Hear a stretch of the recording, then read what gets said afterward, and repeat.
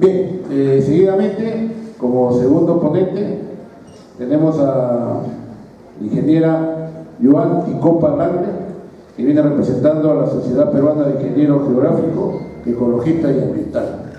De manera particular, quiero saludarla cordialmente, ya que es la segunda vez que nos visita en un corto tiempo, y en la cual saludo al presidente de la Sociedad Geográfica a través de los ingenieros, y darle la bienvenida.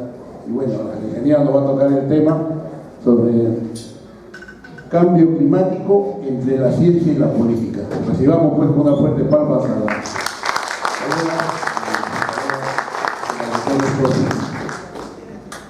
Gracias, ingeniero.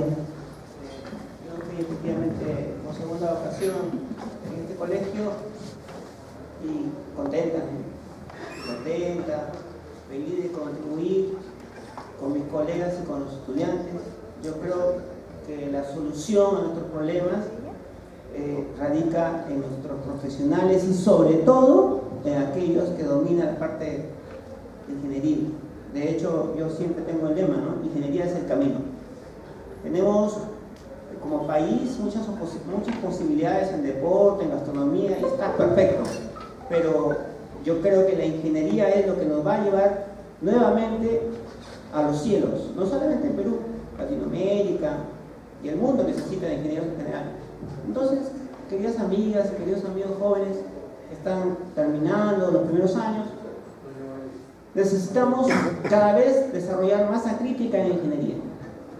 Y más aún que tenemos este desafío. Cuando yo estaba joven, escuchaba a veces algunos discursos muy estimulantes, ¿no? De repente, escuchaba de nuestro querido mexicano Cornejo Chávez, ¿no? Cornejo, hablaba lindo. Yo me emocionaba cada vez que escuchaba sus discursos y tenía una ganas de ir a trabajar cuando salía.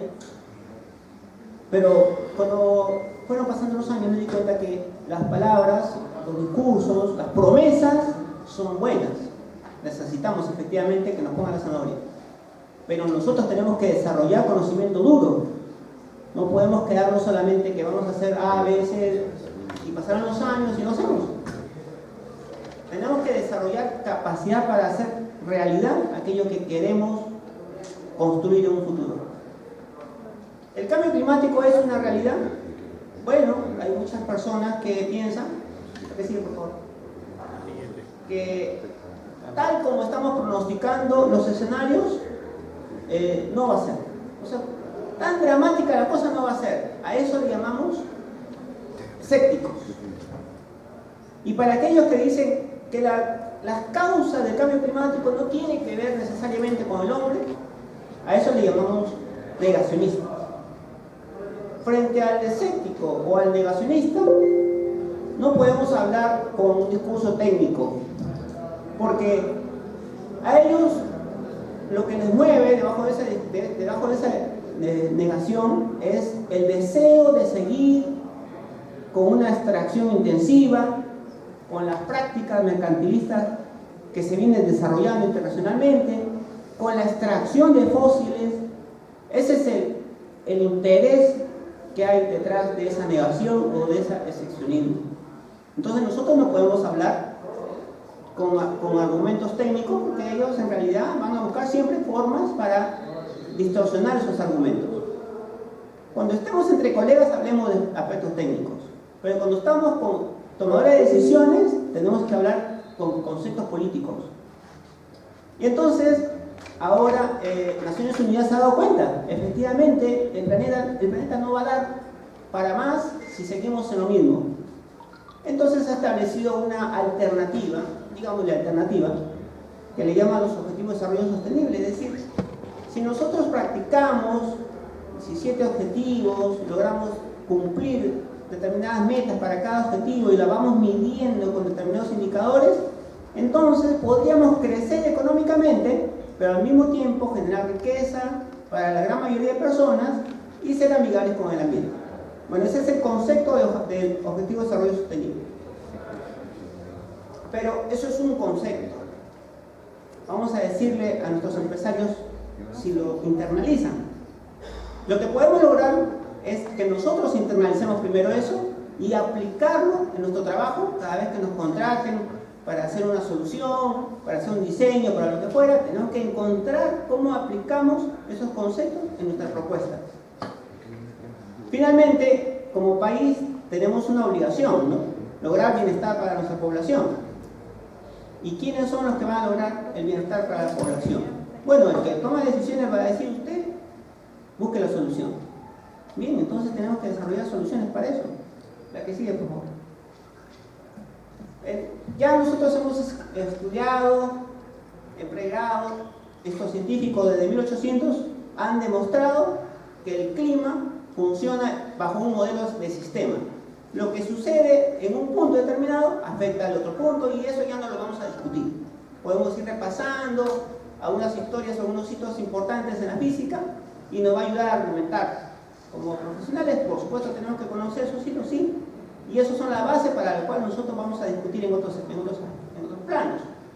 Pero lo puse en amarillo porque desde que apareció la técnica de la espectrofometría, eso ha ayudado a que nosotros sustentemos si efectivamente el cambio climático está sucediendo. Para comenzar hay que entender, el cambio climático siempre ha habido, dicen, ¿no? Sí, efectivamente, el cambio climático está desde la aparición de que se formó el planeta.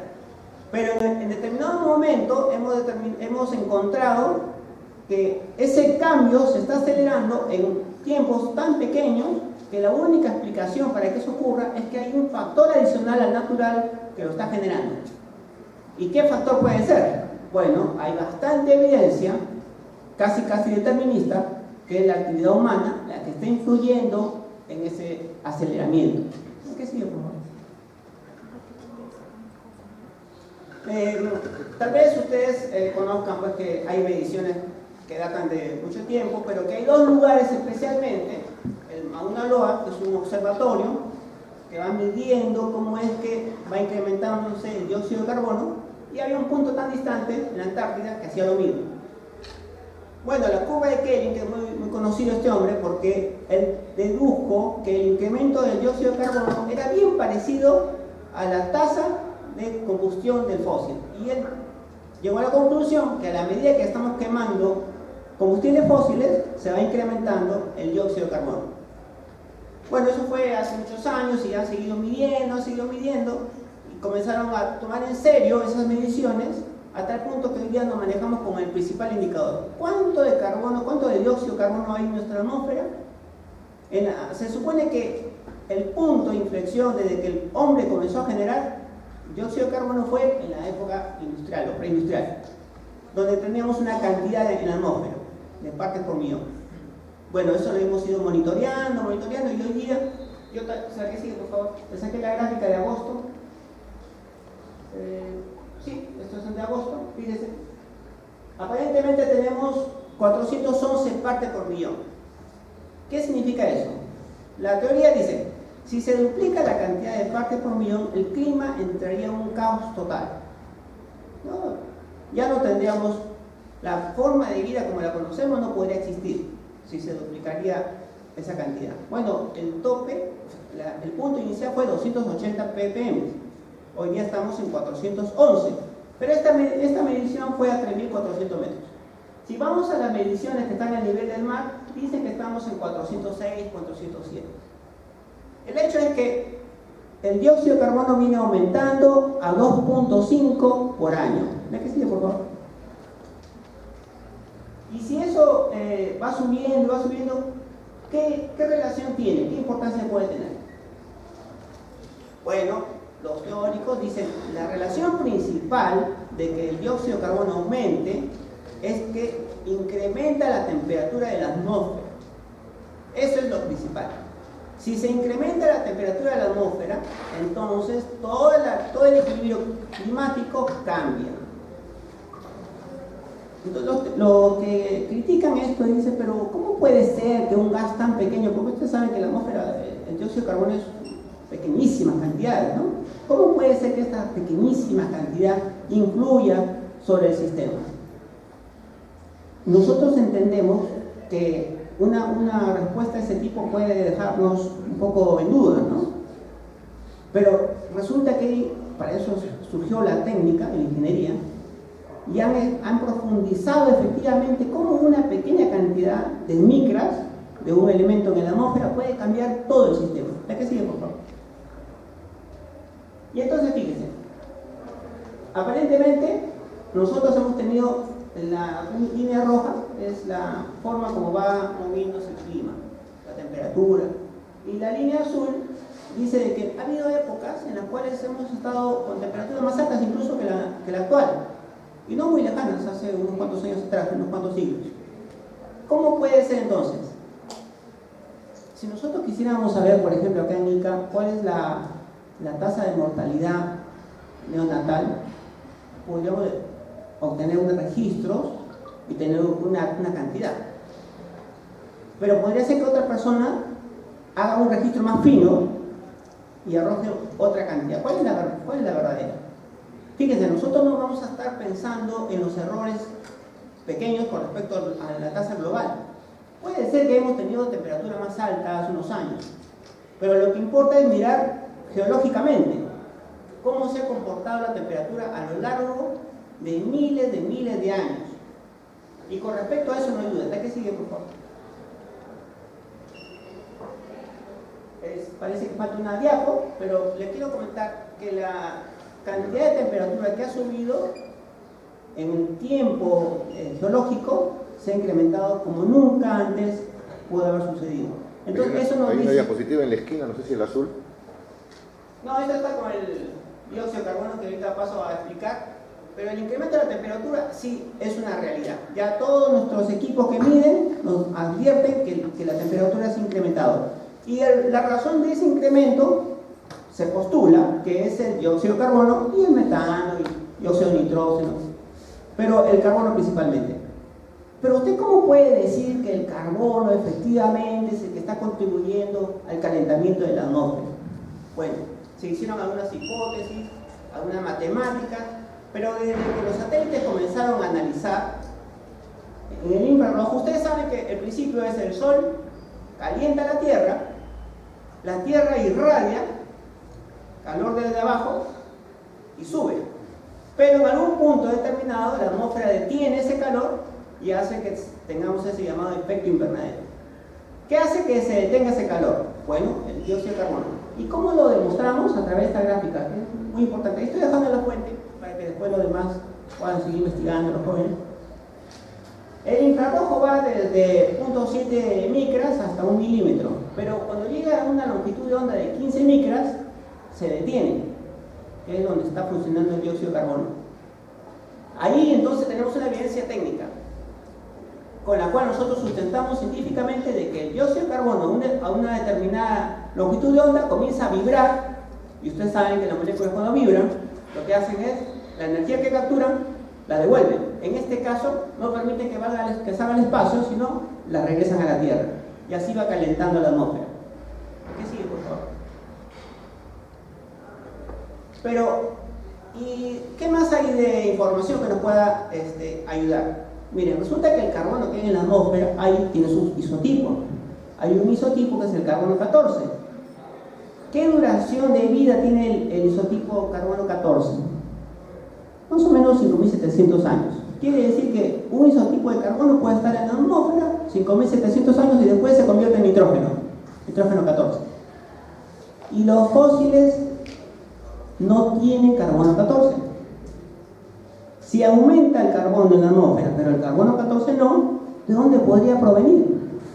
Solo de los fósiles, porque esos tienen billones de años. Ustedes recuerdan que el calentamiento global se considera que ha sucedido hace unos 2 siglos nada más, ¿no? Entonces, nosotros vamos consumiendo los fósiles que tienen millones de años debajo del sustrato. Se supone que deberían tener carbono 14 para decir nosotros que está en duda, ¿no? Pero no, como no tienen carbono 14, entonces nosotros suponemos que si el carbono 14 se mantiene en la atmósfera, pero los otros carbonos aumentan, ahí la relación de por qué proviene del fósil. También está la fuente, por ahí le pongo, para que sigan ustedes investigando y profundizando. ¿Ya que sigue? Bueno, la temperatura, de todas maneras, se ha incrementado. La gráfica nos dice que el planeta se va calentando y cada vez se va calentando más rápido. Cada año nos dicen que es más caliente que el anterior. ¿Y cómo funciona ese calor? La que sigue. No quiero ser muy técnica, solo aquí, con esto termino esta partecita y pasamos a lo político. La Tierra, nosotros siempre hemos dicho que es una gran masa de agua, ¿no? Pero cuando la vemos del espacio, lo que vemos es vapor. De hecho, atmósfera es una voz griega que significa vapor. Todo ese vapor, cuando lo analizamos, tratamos de comprender, y bueno, ya todos los físicos ya han explicado cómo funciona el fenómeno, pero vamos a hacer un poquito gráfico, ¿no? De que sí.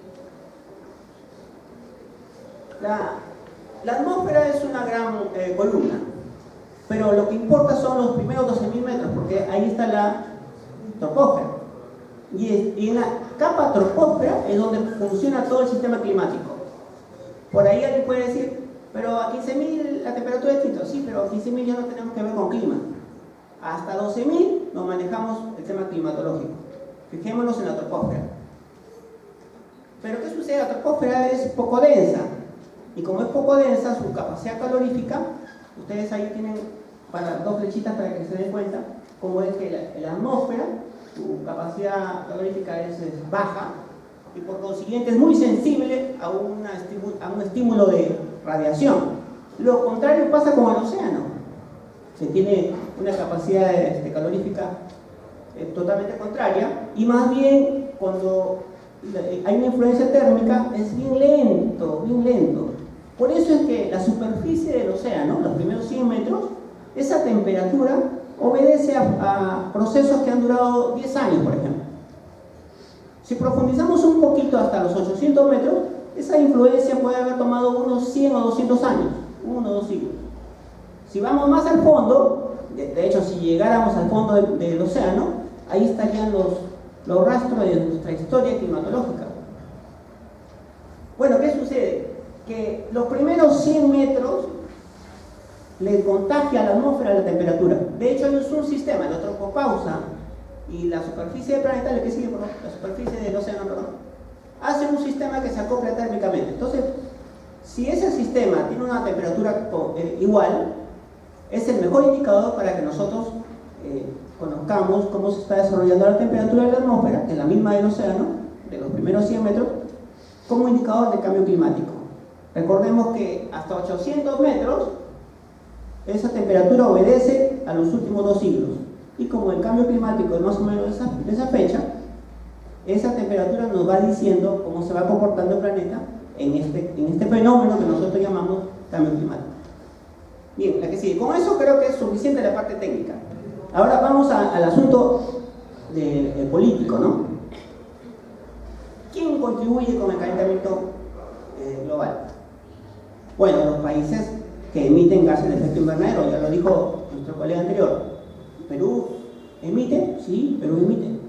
Pero aquí he traído una gráfica, creo que alguna vez le presenté, donde vemos que los campeones de la emisión son los chinos. Y en segundo lugar, Estados Unidos. En tercer lugar, está la India, que se pelea con Rusia. Perú está por acá, ¿no? Chiquitito. Nosotros somos más o menos, contribuimos con el calentamiento global más o menos un 0.4, una cosa así. Estamos bien lejos.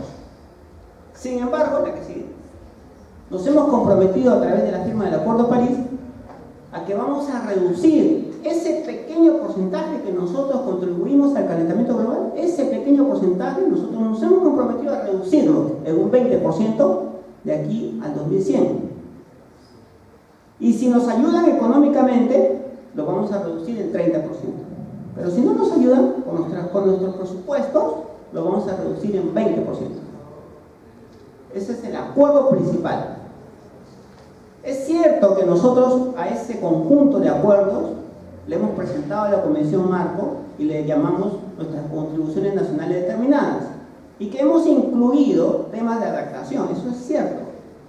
Pero la Convención Marco lo que nos va a mirar es cuánto nosotros reducimos nuestro proceso de emisiones. Nos van a felicitar posiblemente si nos adaptamos, pero lo que les interesa al Acuerdo de París es cuánto usted reduce. Y si usted se ha comprometido a reducir 20%, tiene que reducirlo. Y la economía del mundo está preocupada en reducirlo. Por supuesto, usted tiene que preocuparse por adaptarse, pero la Convención Marco y el Acuerdo de París no se concentran en eso. Ofrecen que nos van a ayudar, pero lo principal para ellos es que nosotros reducimos nuestras emisiones. Bueno, si hace un momento hemos escuchado que hay una serie de actividades para las dos cosas, eso es una buena noticia, porque el Acuerdo de París lo que hace es obligar al gobierno y al Estado, en realidad, porque se va este gobierno y el que sigue tiene que seguir, a reducir las emisiones. ¿De qué sigue, por favor? Cuando nosotros hablamos de reducir emisiones, otros países deberían hacer lo mismo, ¿no? Estados Unidos nos dice que no, yo no creo en esas cosas, eso es un asunto de chinos, no. Parece que la naturaleza lo castiga con el huracán de hace unos días. Pero Rusia tampoco se preocupa mucho. Está tratando el asunto bélico en el Ártico, porque ¿qué dicen los negacionistas y los escépticos? Su argumento, lo que busca debajo de ese argumento es seguir explotando y consiguiendo fuentes de recursos naturales y especialmente las fósiles. Y los recursos fósiles, aún por encontrar, aparentemente se encuentran en las zonas polares. Y allí está la geopolítica manejándose en este momento. Nosotros tendríamos que pensar y afinar cómo nos manejamos, como ellos se manejan, de esa manera inteligente. Nosotros también deberíamos desarrollarnos de esa manera inteligente. Sí, tenemos gas, ¿no es cierto? ¿Y cómo vamos a manejar ese gas? Porque eso es un recurso importante. Pero también tenemos posibilidad de generar energía renovable. Y tenemos todas las energías renovables en nuestro territorio. ¿Por qué no estamos impulsándonos por ahí? La que sigue, por favor. Bueno, hemos tenido una línea base. Nosotros ya sabemos que estamos contribuyendo con un pequeño porcentaje de calentamiento global, pero ¿de qué manera y en qué sectores? Bueno, nuestra línea base nos dice que principalmente es el cambio de uso del suelo. Estamos generando emisiones, la mitad de nuestras emisiones, por el cambio de uso del suelo. Y en segundo lugar, hay 26% por energía. Cada vez que generamos energía, electricidad, también estamos contribuyendo con el calentamiento global. Y en tercer lugar, con la agricultura, que son los tres sectores importantes. Esos tres sectores en el país son los que contribuyen con ese pequeño porcentaje de calentamiento global. Y entonces en esos sectores tenemos que reducir 20% en promedio en cada sector para lograr la meta que nos hemos fijado. La que sigue, por favor. Miren, Perú es un país de bosques. Más del 50% del territorio es forestal. Y aquí traje una fotografía de nuestro suelo, yo pienso que es eso, ¿no? Donde ustedes se dan cuenta que un montón de hectáreas son forestales, muy poquitas, la verdad que muy poquitas son para agricultura. La vocación de nuestro suelo no es agrícola, lastimosamente, es forestal. Y cuando estaba, ya está en el cielo, este ángel, ¿no? Cuando él era biólogo y hablaba y era un reconocido ecólogo antes de ser ministro del ambiente, antes de ser el primer ministro del ambiente, él decía que los recursos forestales, los recursos ecosistémicos podrían generarnos tantas divisas como la minería.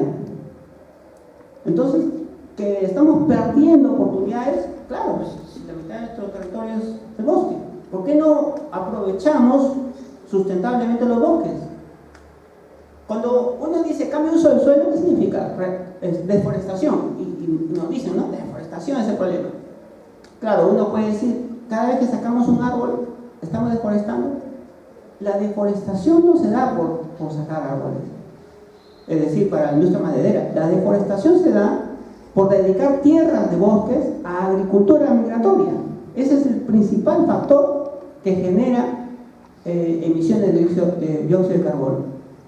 Entonces lo que tendríamos que pensar es cómo, porque esos son problemas estructurales, la gente no tiene qué hacer, cómo lograr su subsistencia, entonces se mudan para las zonas de boscosas, tala y genera una materia orgánica para hacer un cultivo.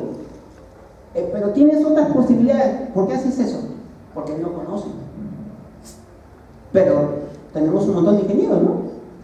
Deberíamos comenzar a generar esos cambios que darían riqueza, sustentabilidad, una situación mucho mejor que la que estamos viviendo, pero de repente a nuestros ingenieros también nos falta algo, ¿no? No comencemos a movernos.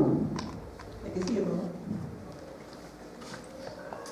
¿Cuál sería nuestro futuro?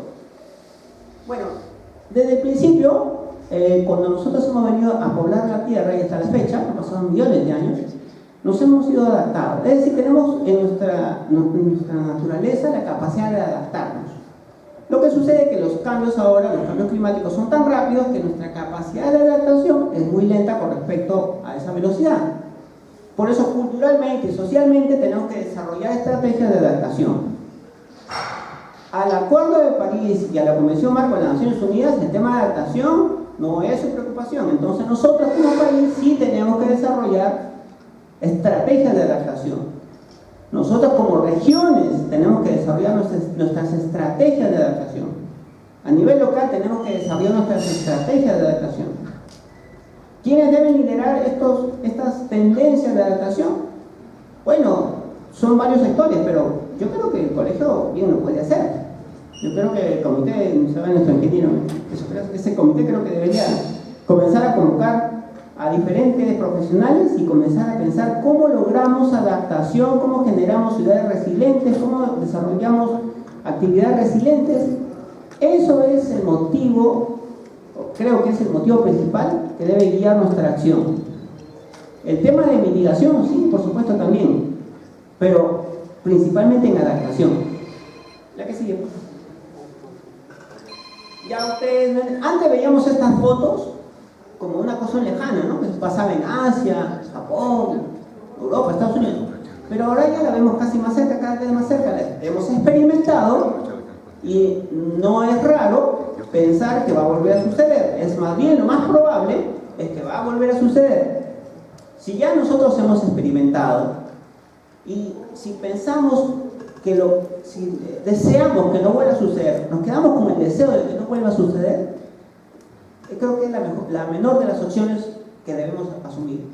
Yo creo que es mejor prepararnos, porque es con la convicción de que va a suceder y que cuando eso suceda, por lo menos nos afecte lo mínimo, económicamente, infraestructura, socialmente, en fin. Hay que buscar la manera de generar prevención y resiliencia frente a lo que posiblemente va a volver a suceder con frecuencia y tal vez en lugares que antes no sucedían. Si aquí ustedes ya tienen buenas noticias porque los recursos hídricos son buenos y antes decían que no iban a ser tan buenos y ahora sí los hay, no podríamos quedarnos con la idea de que eso va a ser constante, porque podría ser que además de ser tan buenos sean tan abundantes que comiencen a generar estragos en nuestra infraestructura de riego o en nuestros canales, o podría simplemente cortarse de un momento a otro. Cuando hablamos de sequía, el cambio climático no es muy afirmativo, ¿eh? El cambio climático dice, lo que sí va a haber son precipitaciones en grandes cantidades. Todo lo que es precipitación se va a incrementar. Temperaturas se van a elevar. Fríos van a descender. Pero en algunas zonas el frío podría ser no tanto. Pero sequía, no, ahí no hay mucha evidencia. Con respecto a las sequías, no hay mucha evidencia cuando hablamos de cambio climático. Pero sí hay evidencia de otro tipo, de que donde hay sequías se va a incrementar las sequías, pero obedecen a otros aspectos más que climatológicos. ¿Y qué sigue, ingeniero? Ya sabemos que cuando hay un efecto de este tipo, no solamente perdemos nuestros medios de vida en ese momento, nos convertimos ¿cómo le llaman? En el argot, cuando yo perdí mi casa, ya perdí todo mi medio de vida. Damnificados. Pero no solamente me quedo como damnificada, sino que ¿cómo vuelvo a reconstruir lo que tenía? El Estado de repente ahora va a generar un programa de reconstrucción, que también está entre comillas, pero no a las personas, ¿eh? O sea, lo que vamos a reconstruir en el Estado, me refiero, son las infraestructuras públicas. Pero después cada persona tendrá que buscar su medio de vida. Si ya perdiste tu medio de vida, tendrías que volver a generar riqueza por tu cuenta. Eso va a tomar un tiempo, ¿no? O sea, la curva puede ser larga. Creo que Pisco todavía no se recupera de todo. Entonces ya nos va diciendo que no solamente perdemos lo que tenemos, sino que para volver a tenerlo va a pasar cada vez más. Es más probable que mucha gente piense en migrar. Si tú migras, Cambia tu vida, cambia tu situación, tus raíces, el impacto emocional, social, tu familia, en fin. Todas esas cosas son las que sucederían frente a estos impactos cada vez más seguidos. Nosotros en la sociedad civil hacemos incidencia con el gobierno para que asuma sus obligaciones, pero ustedes deben saber que cuando hablamos de la reconstrucción por cambio, lo que busca el gobierno es que se genere un movimiento económico, que se despegue el movimiento económico más allá de aspectos ecológicos o sociales. De hecho, actualmente nuestro Ministerio de nuestro Ministerio de Medio Ambiente es una buena profesional, por supuesto, la ministra, pero la presión que ella tiene es cómo ayudar a que las empresas se desarrollen más que el tema ambiental, más que el tema climático. Eso es su objetivo. ¿Qué sigue, por favor? Bueno, a nivel mundial se dice que este clima, estas alteraciones climáticas, cambiaría también la forma como van desarrollándose las plantas. Si ustedes, hay agrícolas aquí, hay un tiempo en el cual la planta necesita para desarrollarse plenamente. Bueno, eso ya no va a ser así. Tendría menos tiempo para desarrollarse plenamente. Es como si yo quisiera crecer, pero hay algo que me impide que yo crezca. ¿Eso va a generar un cambio? Sí, por supuesto va a generar un cambio en todas las plantas, y como la planta es un hábitat, también generaría cambios en la fauna. En algunas zonas, sobre todo en las zonas centrales, el sol influye, ustedes saben, principalmente ahí, la evapotranspiración se incrementaría, mientras que en las zonas polares se crearía un clima un poquito favorable, pero ¿a quién le importa que sea favorable, salvo que nos vayamos a ir al polo norte o al polo sur, ¿no? A vivir? Entonces no importa mucho que sea muy favorable, que sea un poquito más favorable, lo que importa es donde vivimos, y donde vivimos las cosas van a ser de tensión. En la que sigue, por favor. Hay científicos que dicen que nosotros conocemos 1.200.000 especies, pero que en realidad podría haber casi 9 millones de especies. Es decir, que estamos generando ecocidios para especies que ni siquiera conocemos, pero que están ahí. Y que lo mismo pasa en el mar.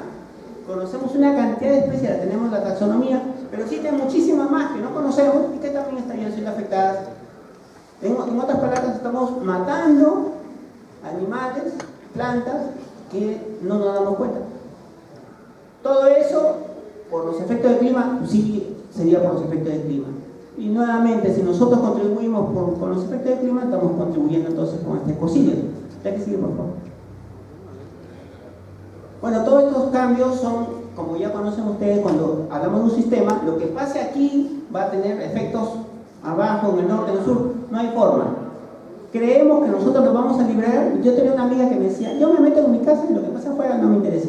Pero no se da cuenta que lo que pasa en tu casa, aunque te quieras esconder en 4 puertas, te va a afectar. De hecho, en este momento, el hecho mismo que tú quieras estar arrinconado en un solo sitio es porque no quieres vivir lo que está pasando afuera. Ya te está afectando. O sea, ya dejaste de ser una persona libre para arrinconarte en un espacio. No vamos a lograr evitar que nos afecte. Compañeras, amigas, amigos, colegas. No vamos a evitar. Más bien lo que hay que hacer es cómo logramos conocer el fenómeno y acercarnos para manejarlo, para gestionarlo. ¿Qué es la que sigue? Bueno, esto creo que es poco importante. Vamos con la que sigue, por favor. No quiero centrarme en una charla técnica, ¿no? Sino más bien social. Ya esto yo lo mencioné, son los impactos principales que va a suceder. La que sigue, por favor. Mire, el mundo va a tener fuertes presiones, pero Perú, está acá en verde, va a tener presiones, pero no muchas. En la parte de América, de la Amazonía, nosotros tenemos ese respaldo, ¿no? Que está en el pulmón del planeta. ¿Los ingenieros forestales son los únicos que van a trabajar ahí? No. Mire, si queremos dedicarnos, por ejemplo, a mitigación, lo primero que tendría que yo saber es, en este ambiente, cuánto estamos generando de gases de efecto invernadero. Y para yo saberlo, tendría que tener la técnica de la medición. Y ya existe técnica de la medición, ya existen ISOs que uno tiene que aprender y manejar para decirle, ¿sabe qué, ingeniero? Aquí se está emitiendo tanta cantidad de dióxido de carbono por hora, por combustible, por generación.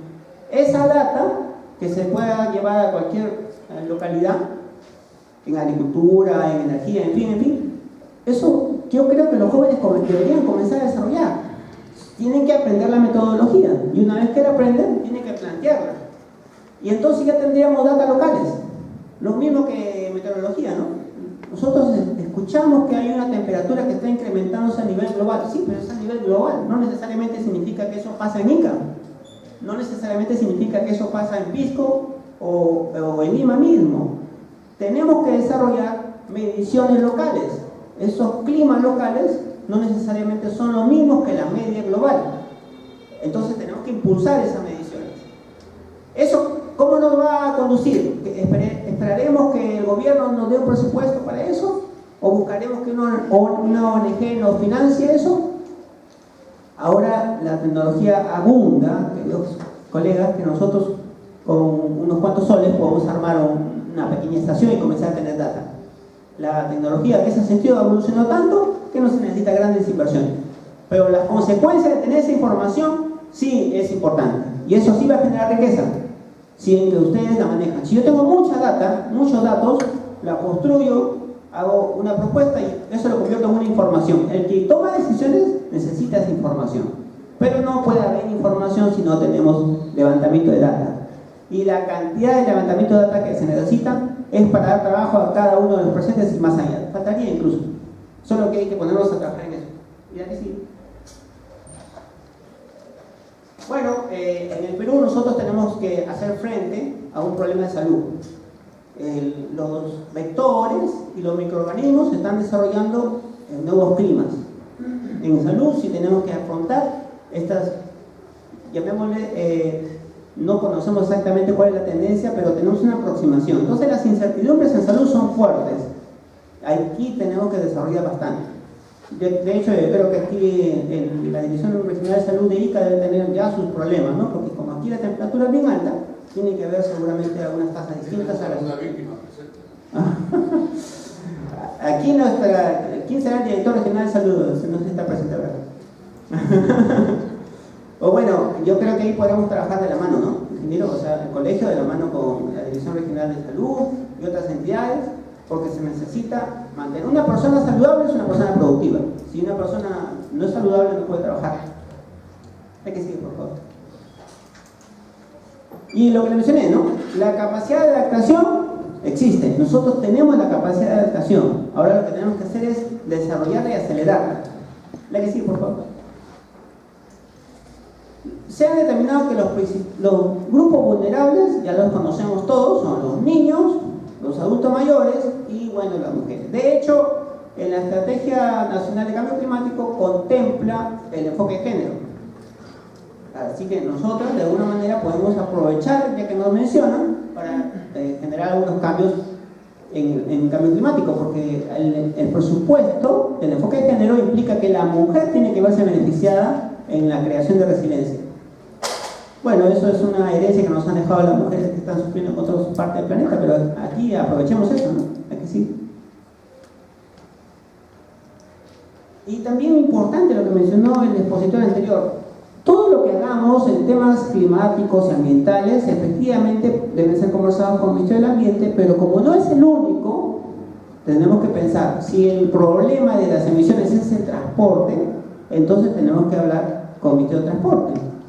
Si el problema es en agricultura, entonces también tenemos que hablar con agricultura. Quiere decir que tenemos que ir a aquellos estamentos que no necesariamente son los que estamos directamente vinculados. Tenemos que ampliar nuestro abanico de incidencia, porque todos tenemos que ver en el tema del clima, tanto en mitigación como en adaptación. Entonces ahora se abre la incidencia a otros sectores. Pero alguien me dijo, pero yo soy enfermera, por ejemplo, ¿no? Porque ¿a quién convocaría? Bueno, seas enfermera, seas ingeniera, seas administrador, abogado, economista, en fin, quien tome la iniciativa debe convocar. Tiene que tomar la iniciativa, no esperar que otra persona la tome. ¿Que sigue? Bueno, y entonces mi mensaje es, nosotros tenemos que comenzar a actuar ya y dejar de hablar mucho y más bien comenzar a desarrollar, por poquito que sea, porque cada vez que nosotros hacemos algo, luego viene la mejora, vamos construyendo una mejora, y cuando pasan los 5, los 6 años, los 10 años, entonces este es el resultado de nuestras acciones. Pero si solamente vamos en un tema declarativo, pasarán los 5 o 10 años y siempre estaremos pensando en lo que vamos a hacer a futuro. Muchas gracias. Bien, ¿alguna pregunta, por favor, para nuestra ponente? Por favor, el auditorio quisiera hacer una pregunta. Sí, quisiera hacer una pregunta, si fuera tan amable. Y agradecerle anticipadamente por la información valiosa que nos ha traído. Siempre una información nos va a llenar de conocimientos cada día más. Tengo una preocupación por la poca sensibilización que hay en el país con respecto a este tipo de información que usted nos está brindando. Claro que esta es una información de alto nivel, pero si nosotros vamos a los niveles de menor estatus educacional hablando, vemos que hay muy poca preocupación por la población sobre el tema del calentamiento global y toda la problemática de contaminación del planeta Tierra. Entonces, mi preocupación está en qué va a hacer el Estado, cuál es la preocupación del Estado por mejorar la concientización por lo menos en el Perú, ¿no es cierto? Utilizar, sensibilizar al Perú en este tipo de problemáticas que tenemos. Gracias. Bien, colega, su preocupación es real y es compartida. Tenemos en el Ministerio de Educación un programa que es el Plan Ambiental, donde incorpora cómo enseñar a los niños desde el colegio, desde los primeros grados, aspectos del cambio climático. Cuando pasó todos estos asuntos, cambio de gobierno, un poco que se dejó eso interpretado. No se ha dado el impulso necesario para desarrollar. Y es que, lastimosamente, cuando se comienza a hablar del tema, algunos grupos de poder empresarial, no todos por supuesto, sino un pequeño grupo, piensa que eso es un obstáculo para el desarrollo económico, para la extracción, para las industrias masivas. Entonces, tratan de que esos temas sean más suaves. Sin darnos cuenta, nos enfrentamos a una situación en la cual tenemos que tener valentía para decirle, ¿sabe qué? Si usted quiere explotar acá nuestros recursos, tiene que ser bajo estas normas, bajo estos parámetros, porque si no, usted puede ir a buscar otros terrenos. Pero tal vez da miedo plantearle eso porque tenemos la idea que se va a ir a explotar los recursos en otro país y nos va a dejar sin trabajo. ¿Y qué hacemos con nuestros recursos? Pero si no los sacamos, ¿no? Esa puede ser una de las ideas. Pero yo pienso que tal vez le falta un tipo de gente que sepa negociar. No le vamos a decir váyase, pero vamos a tratar de conseguir que las industrias sean amigables ecológicamente y socialmente. Y en ese sentido crearíamos ciudadanía ambiental y social. Es una decisión política, es una decisión de gobierno. Buenas noches. Mi nombre es Eduardo López, soy biólogo y quería hacer una consulta. ¿Usted cree que las áreas naturales protegidas en nuestro país pueden de alguna manera ayudarnos a enfrentar el cambio climático en sí? Interesante. Ustedes se dan cuenta de que tenemos bosques y algunas zonas son hotspots. ¿Qué le llaman hotspot? Porque reúnen cierta característica en la cual algunas personas dicen eso no debe ser tocado por el hombre. Son áreas de conservación. Entonces se preocupan por cuidar ese entorno y los que viven ahí, sobre todo las poblaciones indígenas, no es el foco de interés. Entonces las poblaciones indígenas, campesinas, bueno, las indígenas principalmente, manifiestan: esto es mi territorio, yo he vivido aquí años, y si ustedes van a hacer, por ejemplo, un tipo de conservación, tienen que preocuparse por nosotros. Y comienzan los problemas sociales. ¿Que tiene solución esa zona para paliar el problema climático? Por supuesto, porque ahí están los sumideros de carbono. Los árboles tienen la capacidad de absorber el dióxido de carbono. ¿Tenemos que trabajar esa zona? Sí. El problema, la debilidad, radica en que el gobierno, más que el Estado, el gobierno, considera que las poblaciones que viven ahí no son dueñas de ese territorio, porque el Estado es el dueño. Bueno, pues las personas que viven ahí, ellos son los dueños. O sea, sus ancestros son los dueños y todo el tiempo han vivido ahí, entonces sus derechos están siendo velados, ¿no? Y indirectamente surgen otros grupos que, aprovechando esa circunstancia, ya presionan más por otros intereses subterráneos que los intereses de los verdaderos indígenas, ¿no? Y comienza la tergiversación política. Pero que la solución está en la conservación, yo pensaría que la solución está en la conservación, pero también en el aprovechamiento, pero ese aprovechamiento muy fino, de manera que ayude al desarrollo de los que viven en la zona. Y por qué no también para el país. Sí, yo pienso como ingeniera que hay que explotar, pero buscar la mejor manera de no dañar el ambiente colindante y contribuir con la disminución del cambio climático. Ingeniero Silva, sí, por favor. Muchas gracias.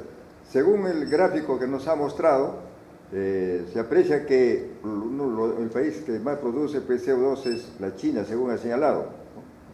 Bueno, nosotros estamos como pequeños productores de CO2, pero para que esta producción a nivel del globo sea significativo, ¿cuál es el compromiso de estos países, como el caso de China, el caso de Estados Unidos e inclusive Brasil, en lo que respecta a la que no produzca mucho CO2? Estupenda pregunta. Mire, China es el campeón, digo yo, ¿no? De contribución al cambio climático, pero ellos no se quedan cruzados, ¿eh? Han comenzado a desarrollar energía renovable en grandes cantidades. De hecho, cuando ustedes piensan en energía renovable, automáticamente pensamos en la placa solar, en la celda solar, que siempre ha sido alemana. Pero ahora el mercado mundial está inundado de placas chinas. Y cuando usted quiere instalar su sistema fotovoltaico, generalmente va a comprar el insumo de industria china. Ellos están desarrollando islas. ¿Qué pasa cuando uno comienza a desarrollar energía renovable? Miren, si producía yo una cantidad X, con energía renovable aparentemente puedo reducir hasta 20% de mi emisión de dióxido de carbono. Si cambio mi matriz energética, puedo reducir 20%. El IPCC está preparando su próximo informe y ahí nos va a revelar si efectivamente, como dicen algunos países, han reducido su contribución de dióxido de carbono solamente con cambiar la matriz energética. No la han cambiado 100%, pero un 30%, un 40% que lo logren cambiar. Los alemanes están ahorita con más del 50%, ellos quieren lograr toda su energía que sea generada por renovables, y entonces su contribución al cambio climático sería mínima. Solo si nosotros comenzamos a aprovechar los recursos renovables. Perú tiene energía renovable, tenemos un potencial enorme, ya sea por eólica, por solar, por geotermia, biomasa. Brasil, de hecho, es el campeón latinoamericano en el aprovechamiento de biomasa para generar energía. Soluciones tecnológicas hay. Si no hay nada más, yo creo que... Bien.